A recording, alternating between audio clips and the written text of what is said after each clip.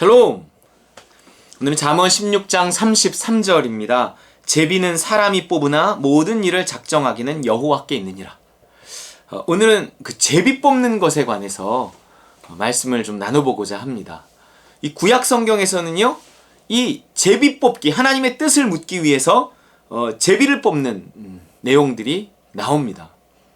물론 이것은 하나님의 뜻을 묻고 찾아가는 과정으로서의 하나이지, 무슨 이것이 그냥 운명에게 나의 삶을 맡긴다거나 이런 어떤 우주의 기운에 내 삶을 맡기거나 그러는 건 아니에요. 분명한 건 이 성경에 제비를 뽑는다는 것은 하나님의 뜻을 묻는 하나의 방법으로서 나옵니다. 그러면 하나님의 뜻을 기본적으로 우리는 따른다, 하나님의 뜻을 찾고 하나님의 뜻을 추구하고 하나님의 뜻에 순종한다, 어떤 기본 전제가 있는 거예요. 그런 기본 전제 하에서 하나님의 뜻을 묻는 방법으로서, 하나님의 뜻을 깨닫는 방법으로서의 제비 뽑기가 가능하냐 하는 거죠. 구약 성경에서는 그것이 가능했습니다. 그러면 신약, 오늘날의 시대에도, 오늘날의 교회에도 뭔가 하나님의 뜻을 물을 때 제비 뽑기를 할 수 있느냐? 할 수 있습니다. 그러면 모든 하나님의 뜻을 물을 때 그러면 항상 제비를 뽑아서 꼭 결정을 하는 것이냐? 그런 것은 아니지만 우리가 어떤 특별한 상황에서는요, 이 제비 뽑기가 필요할 때가 있다는 거예요. 그래서 심지어 어떤 교단은 총회장을 뽑는데 하도 이렇게 금권 선거, 돈 갖고 선거를 하고 비리가 많고 이러니까 제비 뽑기로 이렇게 총회장을 뽑고 그렇게 하더라고요. 그만큼 신약에도 이제 가능한 것으로 해석을 하는 거죠. 이 제비는 사람이 뽑으나 모든 일을 작정하기는 여호와께 있느니라. 이거 공동 번역으로 보면 멋있어요. 주사위는 사람이, 결정은 야훼께서. 이래요. 주사위를 던지는 건 사람이지만 그것을 결정해 주시는 것은 하나님이다. 이러는 거죠. 새 번역, 제비는 사람이 뽑지만 결정은 주님께서 하신다. 이러는 거예요. 거기에 하나님의 능력이 역사한다, 하나님이 인도한다, 어떤 그런 내용을 말하고 있습니다. 그러면 오늘날도 이것이 가능한가라고 했을 때 이 사도행전에 보면은요, 예수님의 12제자 중에 하나였던 유다가 자살을 해서 죽으면서 이 나머지 제자들이 초대교회에서 이 12를 꼭 채워야 된다, 어떤 이런 생각 때문에 한 명을 더 뽑는데 그 나머지 11제자들은 예수님이 직접 뽑은 거였잖아요. 그러니까 또 한 명도 여전히 예수님이 뽑아야 되는데 예수님이 안 계시니 그 예수님의 뜻을 묻는 방법으로서 제비 뽑기를 선택을 합니다. 사도행전 1장 23절에서 26절, 그들이 두 사람을 내세우니 하나는 바사바라고도 하고 별명은 유스도라고 하는 요셉이요, 하나는 마띠아라. 후보가 둘이 올라왔어요. 요셉과 마띠아. 뭔가 예수님의 제자가 될 만한 사람으로서의 후보를 선택했어요. 이거는 어떤 과정을 거쳤는지는 몰라요.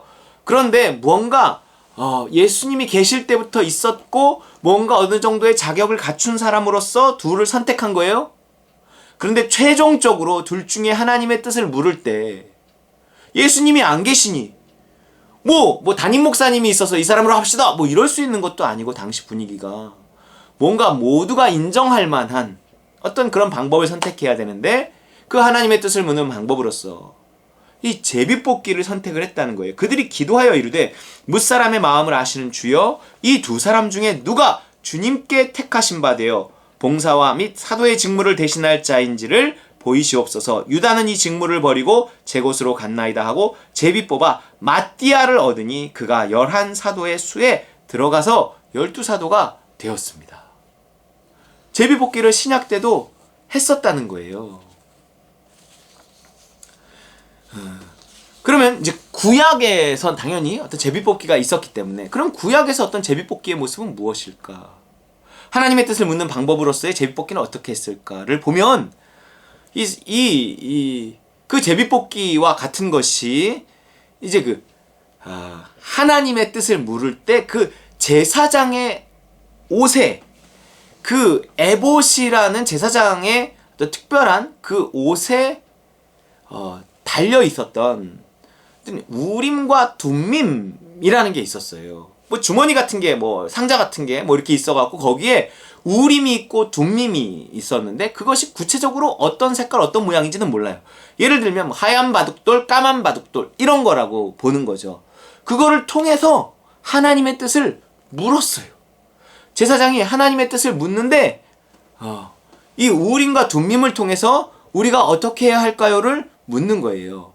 그 제비를 뽑는 그 우림과 둠밈을 뽑는 방법은 어떻게 뽑았는지는 뭐 상상은 할 수 있지만 그것도 구체적으로 묘사되어 있지는 않아요. 예를 들어서 하나님이 맞다 그러는 거는 뭐 흰색, 틀리다 그러는 것은 검은색이 나오면 하나님이 그건 하지 말라 그러는 거고 흰색이 나오면 그건 하라 그러는 거고 뭐 이럴 확률도 있지만 오히려 제가 생각하기에는 또 어떤 사람들의 의견에는 2번을 뽑는 거죠. 그래서 흰색이 2번 나오면, 그러니까 뽑았다가 다시 집어넣고 다시 뽑는 거예요. 흰색이 2번 나오면 하나님이 허락하시는 거. 검은색이 2번 나오면 하나님이 허락하지 않는 거. 그거는 해라. 그럴 때는 흰색 2번. 하지 마라. 그럴 때는 검은색 2번. 뭐 이런 거예요. 그렇지 않고 하나님이 뭔가 이것은 절차나 방법이나 하나님과의 관계 속에 하나님이 응답하고 싶어 하지 않으신다라고 할 때는 흰색, 검은색 나오든지 검은색, 흰색 나오든지 일치되지 않는 색이 나오는 것입니다. 이게 저는 더 가능성이 있다고 보는 거죠. 자, 그런 내용이 이제 사무엘상 23장 9절부터 보면 나오는데요. 다윗은 사울이 자기를 해하려 하는 음모를 알고 제사장 아비아달에게 이르되 에봇을 이리로 가져오라 하고 다윗이 이르되 이스라엘 하나님 여호와여 사울이 나 때문에 이 성읍을 멸하려고 그일라로 내려오기를 꾀한다 함을 주의 종이 분명히 들었나이다. 그일라 사람들이 나를 그의 손에 넘기겠나이까? 주의 종이 들은 대로 사울이 내려오겠나이까? 이스라엘의 하나님 여호와여 원하건대 주의 종에게 일러 주옵소서 하니 여호와께서 이르시되 그가 내려오리라 하신지라. 자, 그가 내려오리라 하는 걸 하나님의 음성으로 들었을까요? 에봇을 가져오라 그랬는데 아니, 제비 뽑기를 통해서 우림과 둠밈의 뽑기를 통해서 알게 됐다는 거죠. 하나하나 물어본 거예요. 다윗이 이르되 그일라 사람들이 나와 내 사람들을 사울의 손 넘기겠나이까? 하고 또 뽑은 거죠. 여호와께서 이르시되 그들이 너를 넘기리라 하신지라. 하나님의 음성이 아니었고 우림과 둠밈이었는데 하나님이 그것을 통해서 하나님의 뜻을 보여준다고 약속을 하셨기 때문에 그것을 하나님의 음성으로 여긴 거예요. 그렇게 인정한 것입니다. 여러분, 그렇게 인정하는 게 중요해요. 제비뽑기를 할 때는 오늘날도 할 수 있어요. 하나님의 뜻을 정말로 진지하게 묻고 싶다면 진지하게 하나님의 뜻을 묻고 어떤 영적인 확신만으로는 헷갈린다면 이 확신에 좀 확신을 더 더하고 싶다면 제비뽑기를 할 수 있어요. 뭐 사사건건 시시콜콜 딱 하라는 것은 아니지만 어쩌다 할 수 있다고 생각을 합니다. 정말 중요한 어떤 결정을 할 때. 그리고 그 제비를 뽑을 때는 그것을 하나님의 뜻으로 인정한다 하는 전제가 있어야 돼요. 아니 그냥 한번 해보고 뭐 그러면 자기가 마음에 안 드는 게 나오면 아이씨 뭐 아닐 거야 이러고 그냥 없던 일로 쳐버리고 그럴 수는 없다는 거예요. 그것은 정말 어떤 것이 나오건 하나님의 뜻으로 인정하겠습니다 하는 믿음이 있다면 할 수 있다는 거예요. 그것은 무언가 내가 하고 싶은 쪽으로 뭐가 나오기를 기대하며 뭐 하는 이런 게 돼야 되는 게 아니에요. 하나님의 뜻을 물을 때는 나를 십자가에 못 박고 묻는 것입니다. 믿음은요, 그 십자가 뒤에 오는 거예요. 나를 십자가에 못 박고 어느 것으로건 내가 순종하겠습니다라는 준비가 됐다고 생각할 때 하나님께서 말씀해 주시는 거죠. 꿈을 통해, 환상을 통해서건, 이 에봇을 통해서건, 제비뽑기건 뭐 말씀해 주실 수 있는 거예요. 근데 내가 어느 한쪽에 이렇게 욕심이 있거나 어느 한쪽에 두려움이 있어서 이미 결정이 기울어져 있는데 근데 결정을 못하고 있을 때 제비를 뽑는다?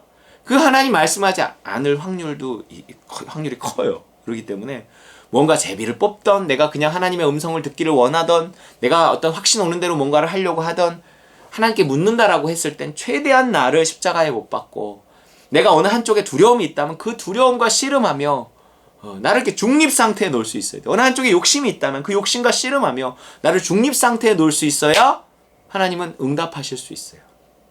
그렇지 않고 기도하면 야, 너 내가 말해봐야 뭐 제비뽑기로 보여봐야 너 그거 인정하지 않을 거잖아. 그리고 네가 지금 어떤 원하는 쪽이 나도 원하는 쪽이지만 그게 욕심이 너 거기에 들어가 있기 때문에 내가 그걸 내 뜻이라고 또 말해주기도 좀 애매해. 그게 너에게 유익이 안 돼. 중립에 놔. 중립에 뭔가. 그러기 위해 십자가가 필요한 것입니다. 그래서 철저하게 누구건 간에 이 제비뽑기로 나온 사람을 하나님의 뜻으로 인정하겠습니다. 라고 하는 확실한 어떤 그러한 전제가 있을 때 이 제비뽑기가 허락이 되는 거고, 제비뽑기를 통해 하나님의 뜻이라고 우리가 또 믿고 그 길로 담대히 갈 수 있는 것입니다. 그렇기 때문에 우리가 하나님의 뜻을 묻는 방법으로서 제비뽑기를 사용할 수 있는가? 이 잠언의 말씀처럼 있다 하는 거예요. 하지만 전제는 십자가다. 십자가가 있다면 제비뽑기가 아니더라도 분명히 하나님께서 나에게 어떤 식으로든지 말씀해 주실 거라는 거예요.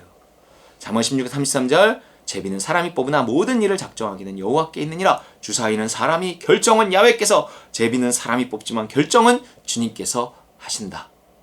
여러분의 신앙적 유익을 위해서 중대한 결정 앞에서 또한 때론 이런 것들을 사용할 수 있다라는 것을 뭔가 여러분 마음에 간직해 두시고, 어느 날 하나님이 정말 어떤 중요한 결정 앞에 제비를 뽑아야 되겠다 하는 마음을 주신다면 나를 십자가에 못 박으며 증인 앞에 두고, 혼자 또 그러지 말고 누군가 증인을 두고 내가 이거 하나님 뜻으로 인정하겠습니다 하고 담대하게 그런 일을 해볼 수도 있다는 사실을 여러분 기억하시고 하나님의 뜻을 늘 묻고 찾아가는 저 여러분 되시길 주의 이름으로 축원합니다.